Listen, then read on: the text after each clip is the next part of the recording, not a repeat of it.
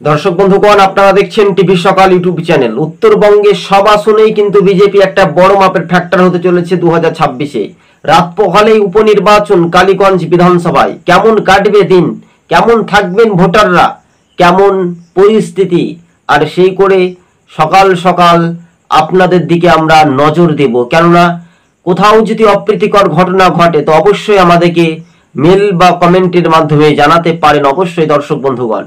কিন্তু উত্তরবঙ্গে 54টি বিধানসভা আসনেই একেবারে মেজরিটি পেয়ে ফের কিন্তু ক্ষমতায় আসতে পারে ভারতীয় জনতা পার্টি, তাই স্পষ্ট করে দিয়েছিলেন বিরোধী দলনেতা শুভেন্দু অধিকারী।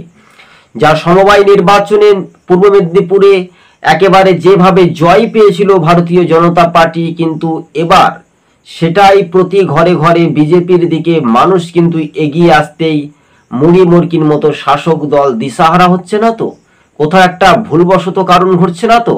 তাই আপনাদের সঙ্গে যেহেতু উত্তরবঙ্গে জেলাগুলি কেমন দিন কাটবে ভারতীয় জনতা পার্টির পক্ষে, তৃণমূল তারা বুঝতে পারলেও সংখ্যালঘু ভোট এবার কিন্তু 3 ভাগ হতে পারে।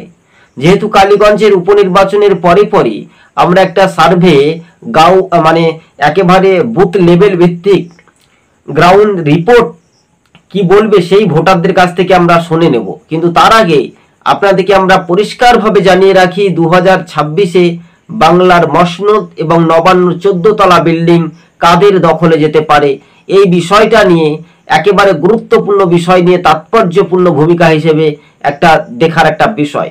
তবে উত্তরবঙ্গের রাজ্য রাজনীতিতেই একটা বড় চমক দেখা যেতে পারে যে উত্তরবঙ্গের মানুষজন এবার কিছুটা হলেও একেবারে শাসক দলকে পেছনে ফেলে তারা কিন্তু এগিয়ে যাওয়ার একটা বার্তাই দেখতে পাচ্ছি।